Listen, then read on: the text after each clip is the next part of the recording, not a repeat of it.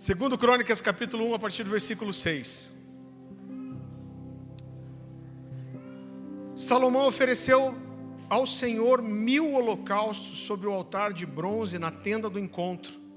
Naquela noite Deus apareceu a Salomão e lhe disse: peça-me o que quiser e eu lhe darei.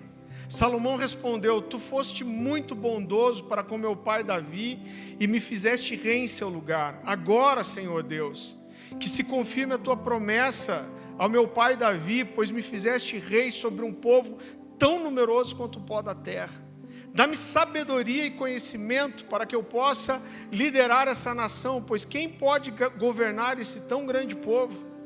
Deus disse a Salomão: já que esse é o desejo do seu coração e você não pediu riquezas, nem bens, nem honra, nem a morte dos seus inimigos, nem vida longa, mas sabedoria e conhecimento para governar o meu povo, sobre o qual eu te fiz rei, você receberá o que pediu, mas também lhe darei riquezas, bens, honra, como nenhum outro rei antes de você teve e nenhum depois de você terá.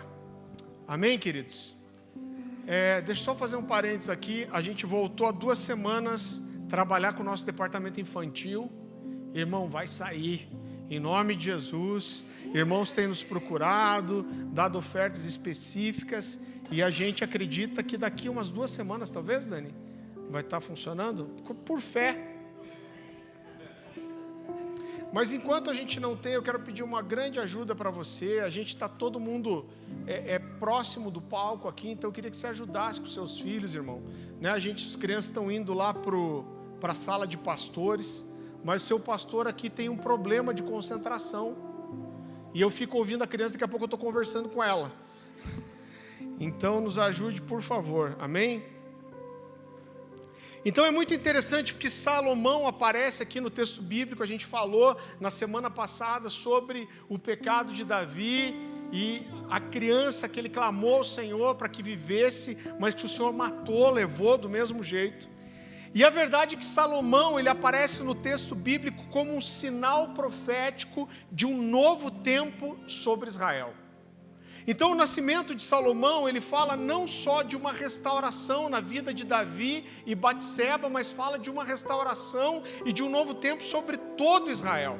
Então Davi havia tido um filho com Batseba, quando ela era ainda casada, e é muito interessante porque é uma criança que a Bíblia faz questão de não registrar o nome. A gente falou semana passada sobre isso. Davi rasga suas vestes, ele clama ao Senhor, ele fica em jejum, mas a criança morre mesmo após o jejum e o desespero de Davi. E a Bíblia diz que Davi consola sua esposa Batseba, e depois que a criança morre, ele consola ela, se deita com ela, e ele gera nela um novo filho, que é esse cara chamado Salomão. Agora olha como é precioso, mesmo depois do pecado de Davi, a restauração que Deus trouxe, né? A gente falou sobre isso. O pecado dele teve consequências terríveis. Aquela criança morreu, mas Deus traz uma restauração. E é muito interessante que o nome dessa criança, o nome de Salomão, é dado por Deus mesmo antes do nascimento dele. Então eu quero que você vá em 1 Crônicas comigo, capítulo 22.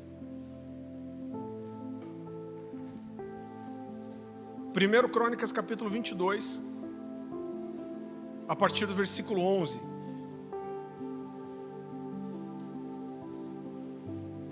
Olha a chuva aí, gente, glória a Deus. 1 Crônicas capítulo 22, a partir do versículo 11, a palavra do Senhor diz assim: mas veio a mim essa palavra do Senhor: você matou muita gente e empreendeu muitas guerras. O Senhor falando a Davi: por isso você não construirá um templo em honra ao meu nome, pois derramou muito sangue na terra diante de mim. Mas você terá um filho que será um homem de paz, e eu farei com que ele tenha paz com todos os inimigos ao redor dele. Seu nome será Salomão, e eu darei paz e tranquilidade a Israel durante o reinado dele. Então o nome, se você não sabe, o nome Salomão significa paz. E Deus está dizendo: olha, eu vou te dar um filho dessa mulher, e o nome dele vai ser Salomão, paz. E não só o nome desse menino seria Salomão, mas Deus disse que ele inauguraria uma nova estação, um novo tempo sobre Israel. E Deus fala: o reinado de Salomão, depois de tanto sangue derramado, depois de tanta guerra, depois de tanta luta, será um reinado marcado por um tempo de paz. E a Bíblia fala que Deus amou essa criança. A gente falou sobre isso na semana passada. Davi leva Salomão para ser apresentado a Natã, coloca esse menino nas mãos de Natã, que foi justamente o profeta que sentenciou o outro filho à morte. Mas Natã pega esse garoto no colo e diz: o nome dele será Gedidias, dá um nome profético para ele, que significa amado de Yahvé. Então a palavra do Senhor diz que o Senhor o amou. Agora olha que interessante, eu quero te mostrar, eu quero construir todo o entendimento sobre a figura de quem Salomão era e como ele era alguém escolhido pelo Senhor. Quando a gente lê a continuação desse texto de 2 Crônicas, a gente vê pela primeira vez na Bíblia Deus falando que ia ser pai de alguém. A primeira vez que aparece na Bíblia Deus dizendo: eu vou ser o Abba, eu vou ser o papai de alguém, é justamente sobre Salomão. Então eu quero que você abra comigo em 1 Crônicas, capítulo 22, versículo 10. A palavra do Senhor diz assim: é Ele que vai construir um templo em honra do meu nome. O Senhor já escolheu Ele para construir o templo. Eu serei seu pai. Aqui é a primeira vez que Deus diz que vai ser pai de alguém. Eu serei seu pai e ele será meu filho. E eu firmarei para sempre o trono do seu reinado sobre Israel. Davi estava reproduzindo aqui uma profecia que é dada sobre Salomão em 2 Samuel 7,12. Continuando o texto: agora, meu filho, que o Senhor seja com você, para que você consiga construir o templo do Senhor, o seu Deus, conforme Ele disse que você faria. E olha a oração do pai por ele. Que o Senhor lhe dê prudência e entendimento, para que você obedeça a lei do Senhor, o seu Deus, quando Ele te puser como líder de Israel. Queridos, quando a gente olha para o início do ministério, do reinado de Salomão, a gente percebe muito fácil que ele seguiu toda a orientação, não só de Deus, mas ele seguiu todas as orientações do seu pai Davi. Salomão começa o seu ministério, o seu reinado, se mostrando extremamente zeloso pelo Senhor. Então ele dedicou tudo que ele tinha para o Senhor, todas as suas forças, ele colocou todo o seu coração para ser fiel. E a Bíblia diz que dentro de todo esse pacote, Deus exultou Salomão muitíssimo. É muito forte, a Bíblia diz assim, ó, Deus o exaltou. Então vá comigo para 1 Crônicas 29. 1 Crônicas capítulo 29, versículo 25. A palavra do Senhor diz assim: o Senhor exaltou muitíssimo a Salomão em todo Israel e concedeu-lhe tal esplendor em seu reinado como nenhum outro rei jamais dele antes. Então olha como é forte isso. Deus está dizendo: o Senhor o exaltou como nem um rei depois disso. Agora a Bíblia fala de uma noite em que Salomão vem diante do Senhor e ele oferece 1000 holocaustos de adoração. Agora olha como é forte isso. Depois que Salomão oferece 1000 holocaustos de adoração para ele, o Senhor aparece para Salomão e diz assim: peça-me o que você quiser que eu vou te dar. Será que esse cara agradava a Deus? Agora, quando eu olho para isso, isso mexe tanto com o meu coração, querido, porque não é só o fato de Deus chegar para ele e falar assim, ó, peça, pode pedir o que você quiser que eu vou te dar. Sabe o que mexe mais com o meu coração? É esse cara ter agradado tanto o coração de Deus, a ponto de Deus dizer para ele, pode pedir o que você quiser. Eu lembro que eu estava estudando esse texto e eu falei, Deus, o Senhor chega para mim e fala, olha, eu me agradei de você, pode me pedir o que você quiser. Eu acho que eu ia dizer, Deus, eu não preciso de nada, só ouvir isso já é suficiente, eu não desejo, não quero mais nada. O que mais eu poderia querer além de ouvir isso do Senhor? Mas a verdade é que Salomão, ele faz um pedido e ele se sai bem. Por quê? Porque o pedido de Salomão estava totalmente alinhado com o coração de Deus, e existia uma sinceridade altruísta no pedido de Salomão. Então Salomão pede, imagina, esse cara está diante de Deus, Deus está dizendo, eu me agradei de você, peça o que você quiser. Só que o que Salomão pede não era pensando nele, mas era pensando no povo. E ele pede sabedoria para governar bem o povo. Ele está dizendo para Deus, Deus, o Senhor já me deu tudo, o Senhor já me deu esse povo, o Senhor já se agradou de mim, então sabe o que eu quero? Eu quero que o Senhor me dê sabedoria para cuidar da tua gente, do teu povo. E a Bíblia diz que o pedido de Salomão foi atendido por Deus. A Bíblia diz que poderosos do mundo inteiro vinham até Salomão para ouvir da sabedoria dele. Olha o que a Bíblia diz, ela diz que nunca houve nem haverá nenhum rei tão sábio como ele. Cara, como isso é forte. Deus está dizendo, pode passar o tempo, vão passar milhares de anos, mas ninguém vai ser tão sábio como ele. Vá comigo para 1 Reis, 1 de Reis, capítulo 4.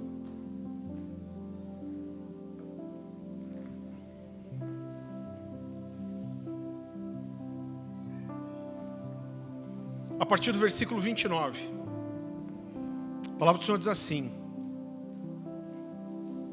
Deus deu a Salomão sabedoria, discernimento extraordinário. Cara, Deus deu a Salomão sabedoria, discernimento extraordinário e uma abrangência de conhecimento tão imensurável quanto a areia do mar.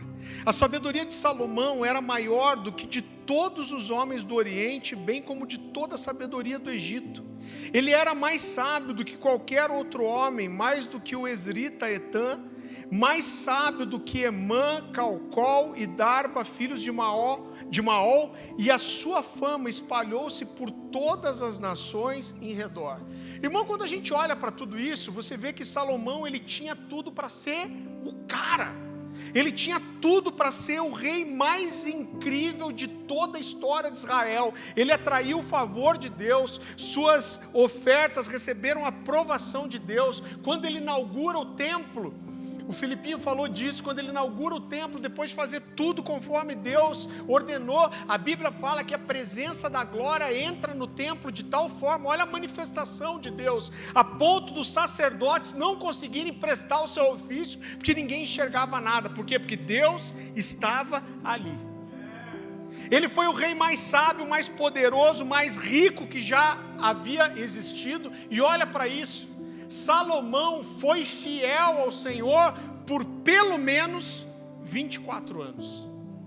Mas com o passar do tempo, esse cara tão incrível, tão favorecido por Deus, escolhido, amado, esse cara, ele se desviou. E há tão poucos detalhes sobre o fim da vida de Salomão, e isso me diz uma única coisa, porque ele se tornou uma vergonha. A vida dele é rica em detalhes desde antes do seu nascimento, mas quando ele se afasta do Senhor, a Bíblia não fala quase mais nada sobre isso. Por quê? Porque esse cara, ele se tornou uma vergonha, uma decepção. A Bíblia diz que ele teve muitas mulheres estrangeiras, mulheres de povos, que Deus mandou que eles não se envolvessem. Então Deus fala, não se envolvam com as mulheres desses povos, mas esse cara teve 1000 mulheres, irmão. 1000 TPM. 1000 sogra. Brincadeira. A Bíblia fala que ele teve 700 esposas e 300 concubinas, dessas mulheres de outros povos. E a Bíblia diz que à medida que Salomão foi envelhecendo, essas mulheres o induziram a prestar cultos aos seus deuses, e o coração dele já não era mais de Deus, irmão. Agora, isso não aconteceu do dia para a noite. A gente costuma dizer, está falando isso com os meninos da mesa hoje, os homens de Deus, eles não caem, eles vão caindo, eles vão abrindo pequenas concessões. E a Bíblia fala que esse cara prestou culto a esses deuses. A Bíblia diz que ele chegou a prestar adoração para o repugnante deus dos amonitas, que é Moloque. Você sabe como era a adoração a Moloque? Existia um lugar, quando a Bíblia fala do Vale de Inom, era uma referência a esse lugar que virou um lixão de Israel depois. Eles tinham uma estátua de um Deus com as mãos levantadas para cima e a boca aberta. E eles colocavam fogo dentro da boca dessa estátua e debaixo das mãos. E esses homens geravam crianças para serem lançadas na boca desse demônio e na mão dele incandescente de fogo. E Salomão se envolveu com esse tipo de adoração. A Bíblia diz que ele fez altares, olha que loucura isso, 1000 mulheres. Mas a Bíblia diz que Salomão fez altares para todas as suas mulheres. E a Bíblia diz que Deus se irou com Salomão por ele ter se desviado. E chega uma hora que Deus olha para ele e diz assim: já que a sua atitude é essa, eu vou retirar o reino de você. Cara, como que um cara consegue ir de um extremo desse a outro? E a Bíblia fala que depois que isso aconteceu, os inimigos, depois de 24 anos de paz, os inimigos começaram a atacar o reino de Salomão e geraram muitos problemas. Salomão deixa no lugar dele o seu filho chamado Jeroboão. Irmão, Jeroboão era um tolo. A Bíblia fala que assim que ele assumiu o reinado, os sábios de Israel chegaram para ele e falaram assim: olha, Salomão colocou impostos muito pesados sobre o povo. E eles dizem: reduza os impostos agora que o templo já foi construído. E eles dizem: você vai ter o coração desse povo para sempre. E ele ouve os sábios, mas vai ouvir os amigos. Burro de pai e mãe, como a gente costuma dizer. E aí o que os amigos falam? Os amigos dizem assim: ó, não deixa esse povo pressionar você. Irmão, a chuva está forte, hein? Eu estou cada vez gritando mais. Vocês estão me ouvindo bem? Bem mal? Não está chegando lá atrás? Está ruim de ouvir? Vou pedir. Tá bom? Então beleza, acho que aumentaram aí já. Então olha só, esse cara chega para os seus amigos e fala: o que vocês acham que eu devo fazer? E os amigos falam assim: ó, intima esse povo, fala para eles: vocês acham que o meu pai colocou um jugo pesado sobre vocês? Pois o meu dedinho mínimo vai ser mais pesado que o lombo do meu pai. Perigoso, né? E o resultado disso foi que esse cara dividiu o povo de Israel. 10 tribos romperam com ele, levantaram outro rei, e isso iniciou o período muito triste da história de Israel, chamado de reino dividido. E querido, algum tempo atrás eu lembro que o Jordan Teixeira, a maioria de vocês conhece o Jordan, adorador, já esteve com a gente aqui. Eu lembro que o Jordan me ligou um dia e ele falou assim: Farley, eu estou lendo um negócio aqui, eu quase entrei em crise, cara. Ele falou: eu estou lendo aqui, estou estudando a história de Salomão. Ele falou: e a Bíblia fala que esse cara era o cara mais sábio da terra. Gente do céu. Você que recebeu uma gota na sua cabeça é um sinal de bênção. Faz o sinal da cruz. Você foi premiado com benzimento. Eu lembro que o Jordan me ligou e ele falou assim: Farley, eu estou lendo, cara, a história de Salomão, e isso está gerando um temor incrível no meu coração. Ele falou: a Bíblia fala que esse cara tinha o favor de Deus, que ele era amado por Deus, fala que ele era o homem mais sábio da terra, e esse cara se perdeu. E ele falou para mim assim: cara, como esse cara terminou mal os seus dias, prejudicou toda a sua descendência. E ele disse assim: Farley, eu olho para isso, eu estou quase entrando em crise, porque se esse cara era um ungido, escolhido por Deus, amado por Deus, o homem mais sábio da terra, e se perdeu, ele falou: o que vai ser de mim aqui?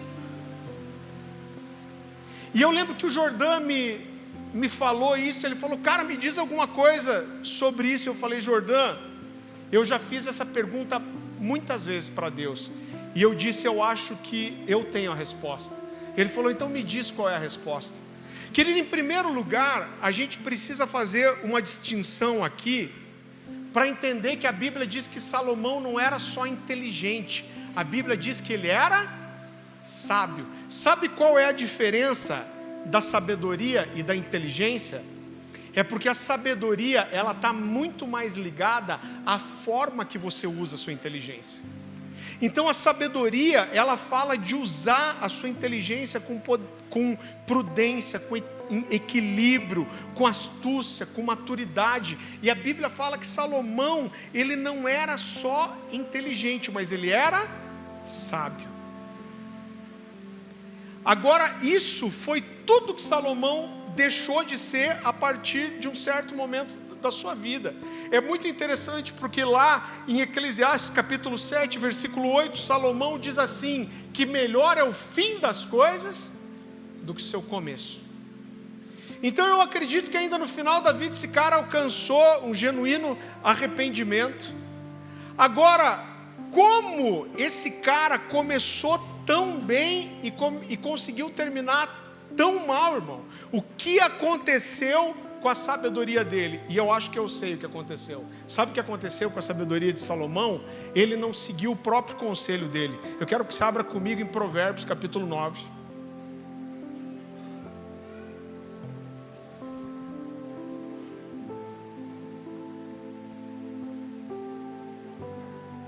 Provérbios capítulo 9, a partir do versículo 10. A palavra do Senhor diz assim: o temor do Senhor é o princípio da sabedoria, e o conhecimento do santo é entendimento. O que a palavra do Senhor está nos dizendo aqui é que a sabedoria começa por onde? Começa por temer a Deus.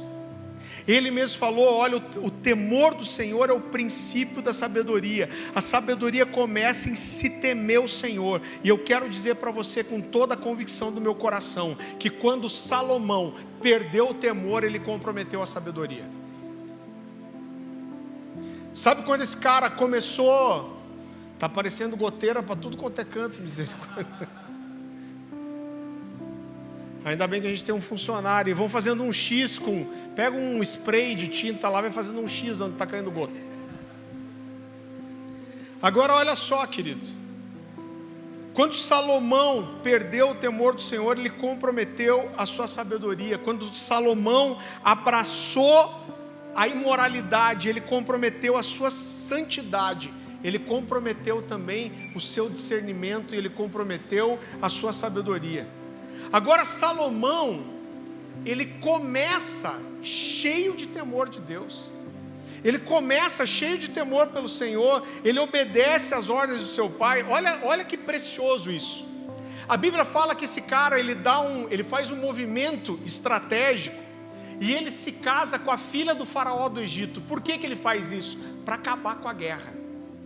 Então, o que ele fez é uma coisa que era muito comum na antiguidade. Eles tinham rivalidade, então ele fala, eu vou casar com a filha do faraó e a guerra vai terminar. Só que ele casa com essa filha do faraó do Egito, e esse cara faz um acordo de paz com essa nação, mas olha o zelo que esse cara tinha.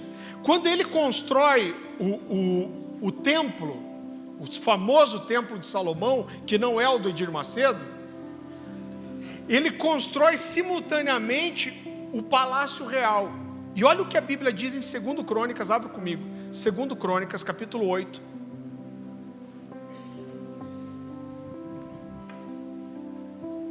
A partir do versículo 11. Olha o que a Bíblia diz, irmão.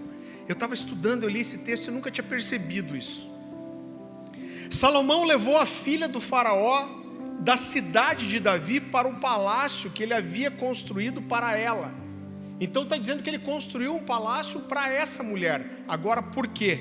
Pois dissera, minha mulher não deve morar no palácio de Davi, rei de Israel, pois os lugares aonde a arca do Senhor passou são sagrados. Esse cara construiu uma outra casa para essa mulher egípcia morar, porque esse cara tinha um temor e um zelo tão grande por Deus, porque só pelo fato da Arca da Aliança ter passado pela casa de Davi, ele falou, não vou deixar uma mulher egípcia morar aqui. Você consegue entender o nível de temor, de zelo, de entrega? Agora a gente precisa entender algumas coisas. Presta atenção nisso que eu vou te dizer, que pode ser uma chave para o seu coração. Querido, existe uma grande diferença entre medo e temor.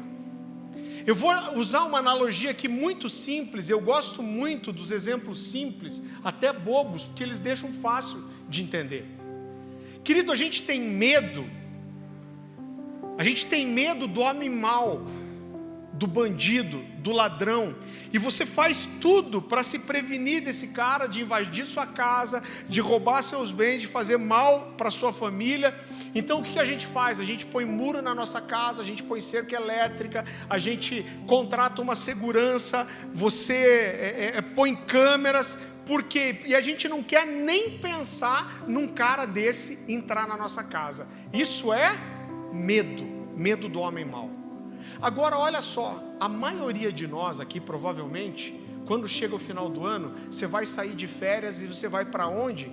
Provavelmente, se você não vai todo final de ano, você já foi, você vai para o litoral. Então a gente guarda dinheiro o ano inteiro para ir para a praia, a gente tira foto, a gente para às vezes, eu gosto de fazer isso, parar na areia, ficar só olhando o mar, às vezes por horas. Você tira foto com a sua família no mar, na praia, então você investe, você fica admirando a força, a beleza do mar, mas você não brinca com o mar. Você não entra no mar revolto. Você não vai fundo sem ter uma proteção. Por quê? Porque você conhece a força do mar, você sabe o poder que o mar tem, então você não brinca com ele, porque aquilo que nós tememos estabelece limites para nós. Agora eu quero dizer para você que a diferença do medo e o temor é porque o temor ele sempre vai envolver respeito e admiração, diferente do medo. Você está entendendo a analogia aqui? Então o temor ele é muito diferente. Você ama o mar, você talvez sonhe um dia morar no litoral, mas você não brinca com o mar. Por quê? Porque ele é perigoso. Você sabe que ele pode tirar a sua vida. Então o temor ele envolve admiração, respeito, reconhecimento. Alguém me disse que na Bíblia alemã, eu não sei se tem algum alemão abençoado aí que fala alemão, mas que temor na Bíblia alemã é traduzida como respeito honroso. Olha que poderoso isso. E a grande verdade é que aquilo que nós tememos, querido, o Irving McManus diz isso, ele diz que aquilo que nós tememos estabelece limites para a nossa liberdade. E a grande verdade é que o temor nos leva a ter o relacionamento certo com aquilo que é sagrado. O temor nos leva a conhecê-lo, o temor nos leva a experimentar o sagrado, o temor nos leva a entender o sagrado. Por isso que a Bíblia diz que o temor do Senhor é o princípio da sabedoria, e o conhecimento do santo é entendimento. Agora eu preciso corrigir, querido, uma coisa errada que tem entrado na consciência da igreja, e isso é maligno, é diabólico. Porque eu percebo que algumas pessoas têm uma imagem distorcida do que é temor. Eu lembro que uma vez minha mãe estava evangelizando uma das minhas tias, irmã do meu pai, e em um certo momento minha mãe falou de temor para ela. E ela falou assim: eu não consigo entender o que você está me falando, isso não entra na minha cabeça. Por quê? Ela falou: olha, eu tenho filhos. Ela falou: eu amo os meus filhos, e eu não quero que meus filhos tenham medo de mim. E ela falou assim: então por que você está dizendo que Deus é pai, mas que ao mesmo tempo Deus quer que eu tenha medo dele? Era difícil, isso não entrava no coração dela. Ela falava: Deus não é pai? Eu sou mãe, e eu não quero que meus filhos tenham medo de mim. Agora, primeiro, querido, a gente precisa entender essa diferença entre medo e temor. Por quê? Porque o nosso relacionamento com Deus envolve admiração, respeito, amor e temor. Em segundo lugar, presta atenção, se fosse para você guardar uma única coisa dessa mensagem, seria o que eu vou te dizer agora. É errada a ideia de que temor traz distanciamento. Isso é uma mentira.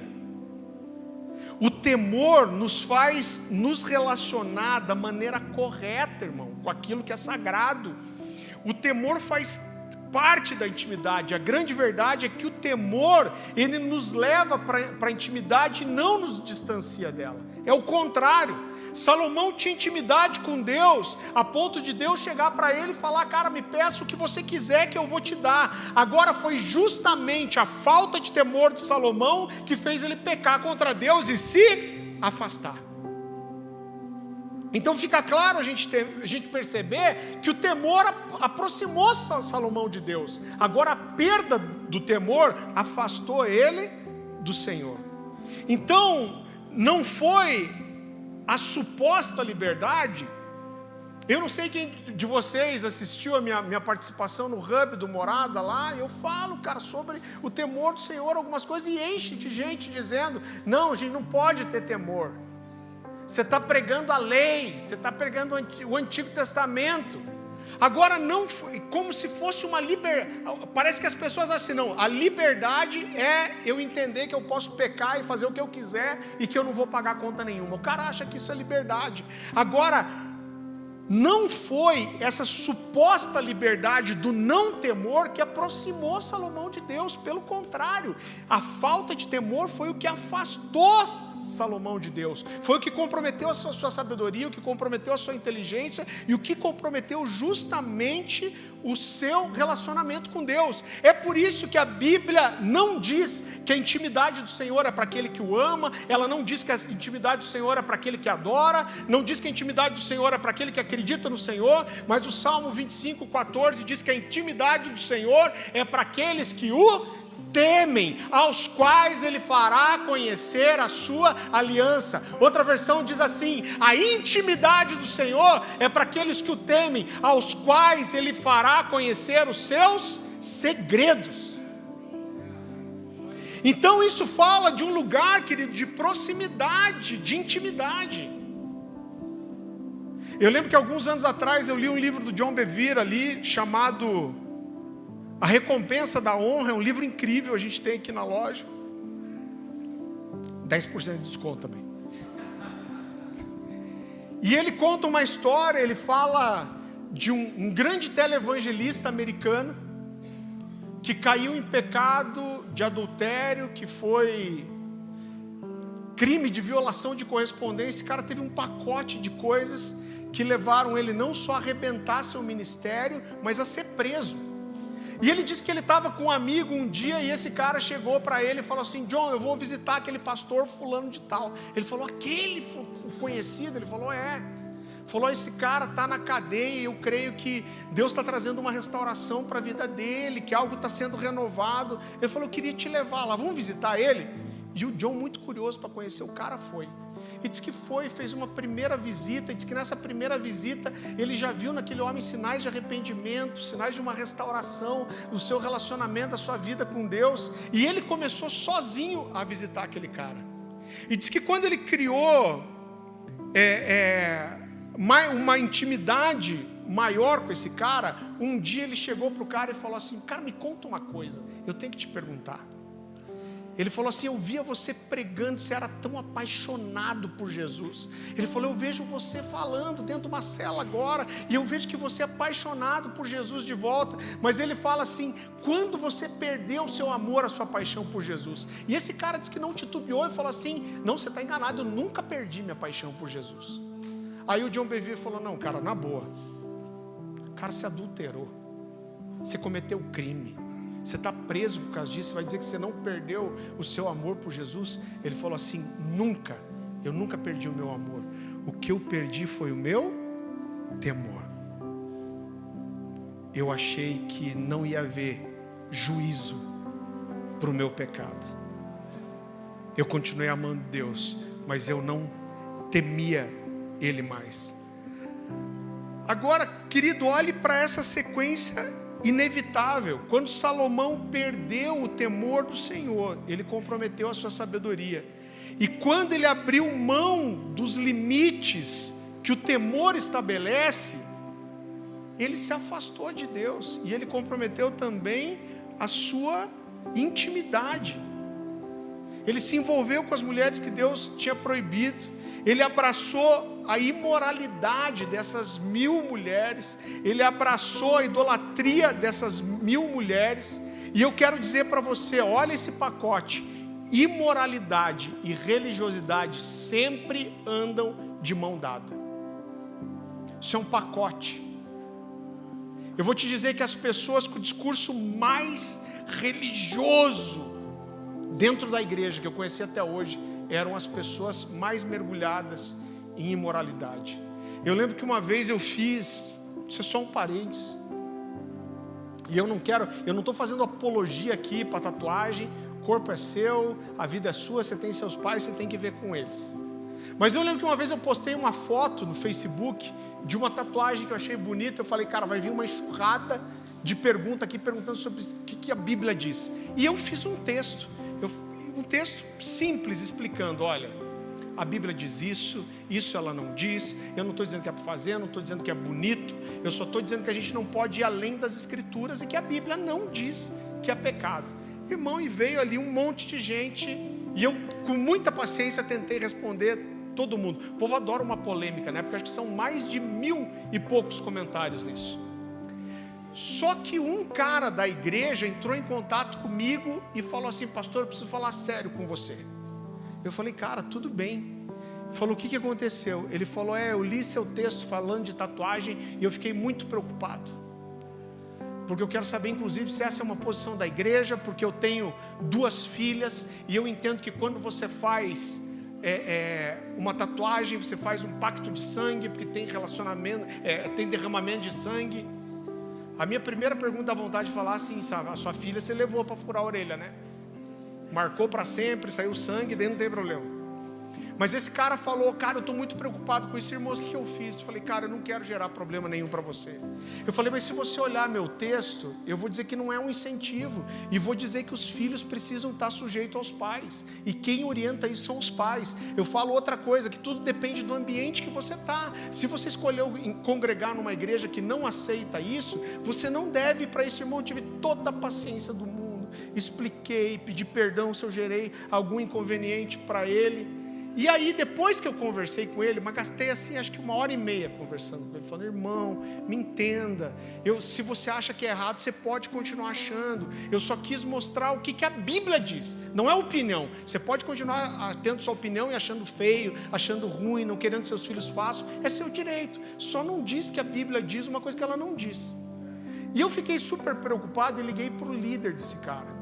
Falei, cara, eu tive uma situação com fulano de tal, cuida dele aí, não deixa que isso gere alguma coisa ruim no coração dele. Ele falou assim, pastor fulano de tal. Eu falei, ele falou que ficou preocupado, porque tem medo que isso gere alguma legalidade na família dele. Irmão, eu fiquei mal, fiquei preocupado. Ele falou, mas Farley, eu estou tratando o casamento desse cara, porque a gente começou a discipular eles. E a gente descobriu que esse cara não só trai a esposa desde sempre, mas que o pior BO que ele tem é ter relacionamento com travesti. Ele pega travesti na rua e é isso, e a gente apertou e apareceu todas essas coisas. E o cara estava preocupado com a legalidade da tatuagem, cabeça de Satanás. Então, irmão, eu não estou dizendo que todo mundo que não gosta de tatuagem tem um problema, não é isso. O que eu quero, entenda isso, você vai ver isso nas Escrituras, eu estou pastoreando há tanto tempo. A imoralidade e a religiosidade, elas sempre andam juntas. Quando Salomão caiu em imoralidade, qual foi a primeira coisa que ele fez? Abraçar a religiosidade das mulheres dele.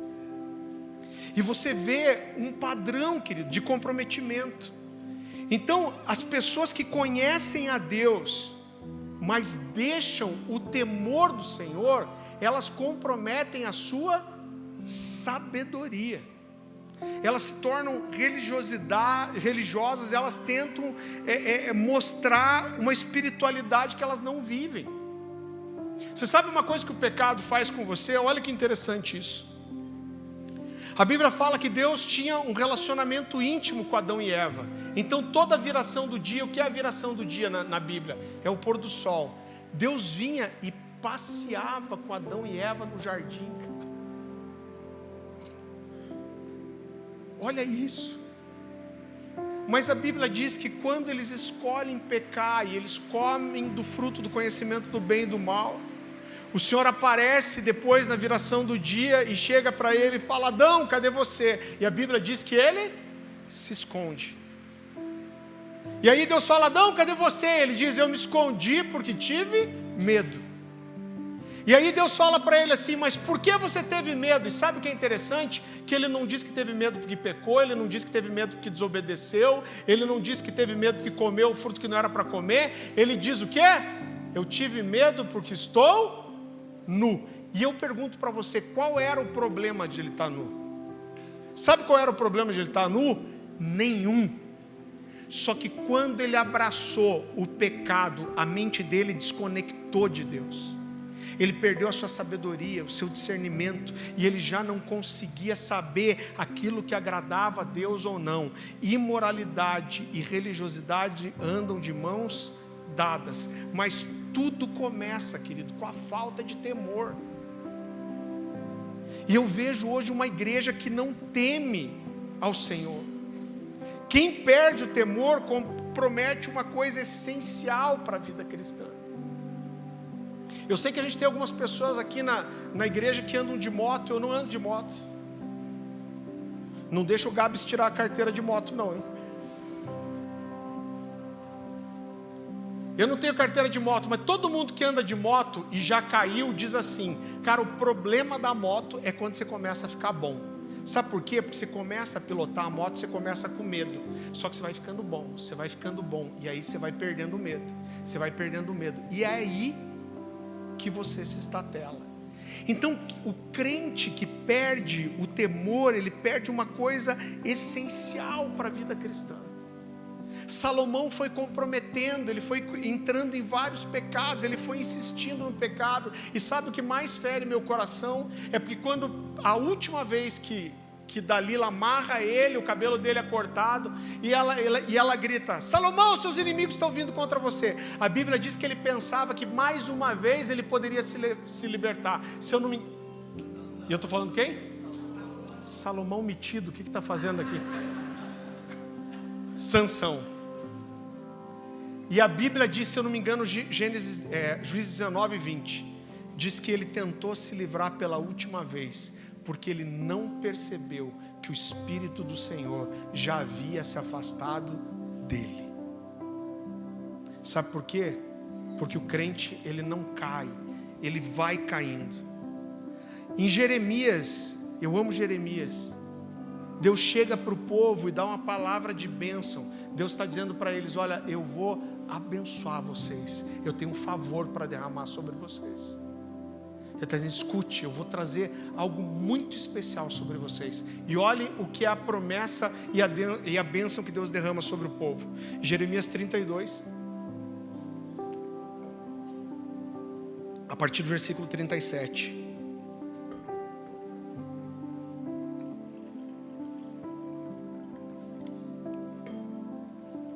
A palavra do Senhor diz assim,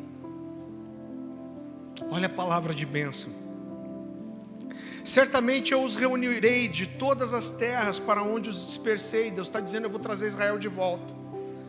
Na minha ardente ira e no meu grande furor, eu os trarei de volta a esse lugar e permitirei que vivam em segurança. Eles serão o meu povo e eu serei o seu Deus. Darei a eles um só pensamento, uma só conduta, para que me temam durante toda a sua vida, para o seu próprio bem e o de seus filhos e descendentes.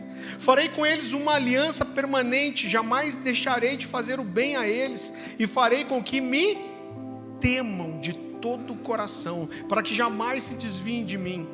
Terei alegria em fazer-lhes o bem, e os plantarei firmemente nessa terra de todo o meu coração e de toda a minha alma. Sim, é o que farei. Então Deus está trazendo aqui uma mensagem de restauração, de bênção, não de condenação. E Ele está dizendo: sabe o que eu vou fazer para vocês? Eu vou colocar o meu temor dentro do coração de vocês, para que vocês não se afastem de mim, para que vocês não escolham o pecado e para que vocês não se percam. Querido, o temor do Senhor, escute o que eu estou te dizendo. Podem falar o que for, você não tem que ter medo. Mano, é um Motorola PT500 esse, não é? Aquele com antena. Hã? Que tem lanterna. Não, a lanterna já ainda tem, né? O temor do Senhor é a marca da intimidade, não do distanciamento. Então essa historinha de que não, eu confio no amor de Deus, eu não preciso temer. Se você perdeu esse lugar, você precisa encontrar o arrependimento, querido. Você precisa buscar intimidade, gastar tempo. Sabe por quê? Porque não existe como conhecer Deus de verdade sem temer Ele. Não existe como conhecer Deus de verdade sem temer ao Senhor. A revelação do Senhor deve trazer temor. Deus nos ama de uma forma que provavelmente a gente nunca vai entender nessa vida, só na eternidade. Mas nós devemos temer a esse Deus. Eu quero que você abra comigo em Romanos capítulo 11.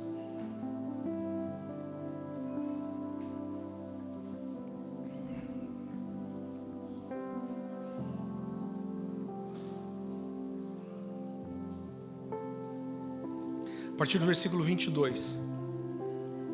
O apóstolo Paulo diz assim, quero destacar que isso é a nova aliança, Novo Testamento, tempo da graça. Portanto, considere a bondade e a severidade de Deus. Severidade para com aqueles que caíram, mas bondade para com você, desde que permaneça na bondade dele. De outra forma, você também será cortado. E quanto a eles, se não continuarem na incredulidade, serão enxertados, pois Deus é capaz de enxertá-los outra vez. Queridos, olha só isso. Deus chega para Salomão mais uma vez e fala, me peça o que você quiser. E ele fez um pedido. O que ele pediu? Sabedoria. Agora o seu pai Davi pediu uma coisa para o Senhor também. E os pedidos de Salomão foi bom, mas eu quero te dizer que o pedido de Davi foi demasiadamente excelente. Ele pediu uma coisa para o Senhor. Salmo 27:1 diz assim: o Senhor é a minha luz e a minha salvação, de quem terei medo? E ele diz, o Senhor é a minha fortaleza da minha vida, a quem temerei? Uma coisa, versículo 4, uma coisa eu pedi ao Senhor, e é o que eu procuro, que eu possa viver na casa do Senhor todos os dias da minha vida, para contemplar a bondade do Senhor e buscar a sua orientação no seu templo. Sabe um temor que a gente não pode perder, irmão? A gente não pode perder o temor de sair da presença. A gente não pode perder o temor de se acostumar com as coisas de Deus. Felipe falou aqui ontem de um tempo que ele não ouviu o Espírito Santo falar com ele. E o dia que ele ouviu a voz de Deus de volta, ele estava sentado numa noite fria, no chão de uma cozinha. Sabe por quê? Porque nós não podemos nos acostumar. Nós temos que ter o temor de vir aqui no automático. Nós precisamos ter o temor de não deixar que a frieza entre no nosso coração. Quando você olha para a igreja de Laodiceia, ela era uma igreja incrível, irmão, cheia de obras, que resistia à perseguição, que era perseverante. Mas o Senhor olha para ela e não fala, olha, você não queima mais. Então a gente não pode perder o temor de se acostumar com a presença de Deus. A gente não pode perder o temor de estagnar, irmão, de não avançar espiritualmente. A gente não pode perder o temor de saber que aquilo que nós semeamos, nós colhemos, que a gente não pode brincar com Deus. Você sabe que não tem uma semana que eu não fique clamando a Deus e dizendo, Deus, o que eu preciso trazer? O que é para eu derramar sobre a igreja? E a gente tem algumas semanas aqui falado sobre santidade, sobre arrependimento. E isso enche meu coração, sabe por quê? Porque não existe avivamento sem arrependimento, sem quebrantamento, sem indignação consigo mesmo, sem mudança de atitude.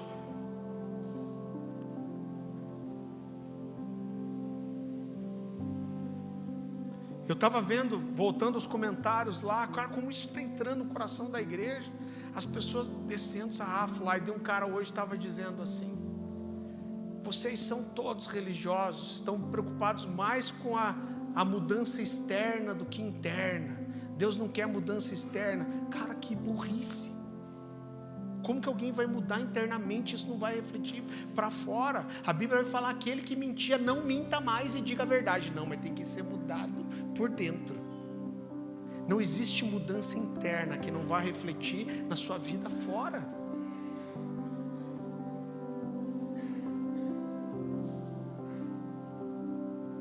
Você sabe, quando o nível de glória ele aumenta, o nível de juízo aumenta. Por isso que quando Ananias e Safira mentem para o Senhor, tempo da graça, o fogo consome eles são consumidos. Sabe por quê? Porque quando a glória aumenta, tudo é intensificado e o juízo aumenta. E eu creio de todo o meu coração, eu tenho falado isso para vocês. Eu posso estar errado? Posso. Mas eu creio muito que a gente está em 2 anos de construção e que a partir do 2º semestre do ano que vem, algo especial vai acontecer. O Senhor está nos preparando, a glória está crescendo. Agora eu quero dizer para você que quando a glória aumenta, o juízo aumenta,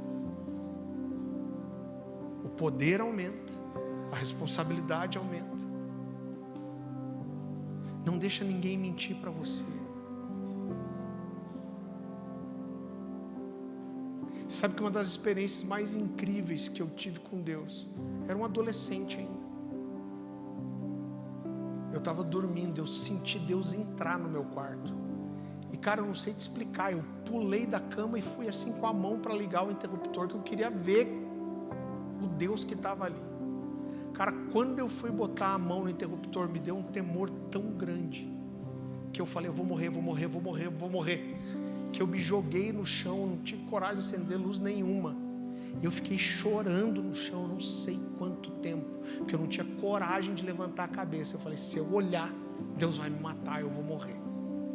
Você acha que isso me afastou de Deus? Isso só me fez me apaixonar mais por esse Deus, desejar mais a presença dEle, estar perto dEle. São dias especiais, irmão. Sabe para que a gente está fazendo 40 dias de jejum? Só pedindo pela presença do Senhor. Só isso. Que outra coisa você quer? Você quer trocar de carro, de casa? Irmão, eu quero trocar de estação espiritual. É isso que eu quero trocar. Eu quero ver o céu descer, eu quero ver a glória cair, eu quero ver o Senhor vir. Então nós estamos 40 dias em jejum, dizendo: vem Senhor, vem Senhor. Agora quando o Senhor vem, o nível de glória aumenta. Esses dias eu tive uma situação muito simples, que começou a me incomodar. Eu lembro que eu liguei para minha esposa e falei: Dani, isso aqui está me incomodando. Eu falei: mas isso aqui não é errado, não estou fazendo nada errado. Cara, mas isso não saía do meu coração. E eu fui para Jesus, eu estava numa viagem, estava fora. Eu falei: Deus, me explica esse sentimento. E o que o Senhor me falou é: a quem muito é dado, muito é cobrado. Você quer um nível maior de glória, tem coisas que não vão mais servir para você. Sabe, porque eram assim os nazireus. Não era proibido comer uva, mas o nazireu não comia. Não era proibido beber o vinho, mas o nazireu não bebia. Não era proibido cortar os cabelos, mas o nazireu não cortava. Sabe por quê? Porque quando o nível de glória aumenta, o nível de juízo, de santificação, ele se torna necessário que ele cresça também.